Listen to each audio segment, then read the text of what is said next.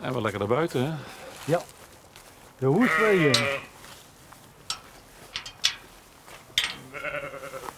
De fruitwei of de hoestwei zoals we hem hier noemen, wordt ook beheerd allemaal door vrijwilligers. We proberen die bomen een beetje in de productiefase te houden, want we laten stroop en sap maken. Ja, dus productiefase dat er fruit aanblijft, hè? Fruit eraan blijft. Dus je moet constant proberen verjonging aan te brengen in die boom.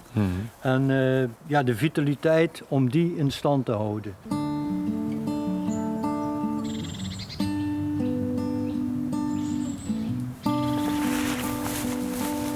Hé, wegwezen.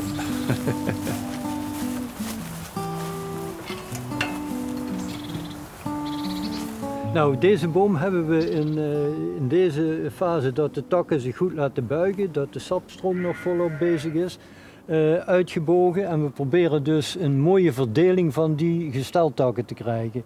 3 of 4 gesteltakken, dat is altijd mooi. En van daaruit moeten we straks de fruittakken, de vruchttakken gaan maken. En die kunnen dat dragen, die takken? Juist die zwaardere vruchten? Dat is net belangrijk. Dat zie je hier ook als je bij zo'n volwassen boom de gesteltakken ziet. Die zijn van dat formaat. En kijk maar eens, wat is dat? Dat is misschien 8 meter wat die boom naar buiten gaat. Met het gewicht van de bladeren en de appels. Die moeten wat kunnen hebben. En dat is wat we hier proberen te bewerkstelligen.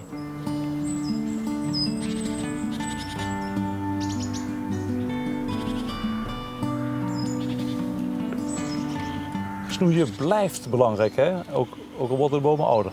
Ja, zeker. Je moet je voorstellen, die boom die is sinds de Romeinen is die gekweekt om zijn lekkere appels. En niet om zijn grote boom of zijn gezonde boom. Dus elke keer dat we weer nieuwe soorten kregen, werden de appels lekkerder. Maar werd de boom minder in staat, kon die zichzelf zeg maar in stand houden. Die boom, dat hoeft ook niet, want die boom die werd elk jaar gesnoeid. Die werd vertroeteld, die werd bemest. Er wordt ook het fruit van afgehaald, dus die werd verschillende keren per jaar verzorgd. Dus het feit dat die niet goed voor zichzelf kon zorgen, geeft niks, compenseren wij. Ja. Als wij nu in één keer zo'n boom, een klumpje of een sterappel niet gaan snoeien, dan gaat die groeien. Hij komt meteen in het fruit, al die takken die gaan naar beneden hangen, die hangen over elkaar heen. Er komen allerlei schurftziektes, meeldauw. Nou, eigenlijk gaat zo'n boom heel snel de verouderingsfase in. En wat we met het snoeien graag willen, dat is dat we die boom steeds de goede verhouding meegeven tussen groeikracht en bloeikracht. Dus we zijn met snoeimeesters, met de opleiding van vrijwillige snoeimeesters nu bezig. Met die snoeimeesters geven we cursussen, organiseren we werkdagen, geven we advies. Dat er ofwel dat hij zelf aan de slag kan, ofwel dat zo'n eigenaar in een hoogstambrigade onderdeel uit gaat maken. En die hoogstambrigades zijn eigenaren die bij elkaars bomen snoeien. Ja. Dat is hartstikke gezellig. De boomgaard is gesnoeid, de mensen zijn blij.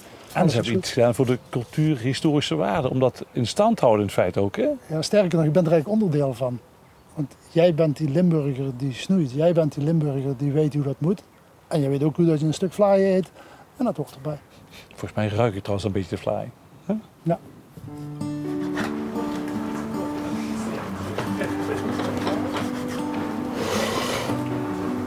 Zo, het ziet er gezellig uit, Jan. Hè? Ja, vlaai. Wat een zwolle leven hebben verslaggevers altijd. Dat is kapot maken. Dat is juist en zo. En welke kersen waren er hier? Hoevendobbelsteiner. Nou, smakelijk hè? Ontbijt maken. Is nauw verwant aan de Hedelvinger en de koningskers. Op Grolis en Ja, Grolis. op de hoegstam. Dat is toch wel bier.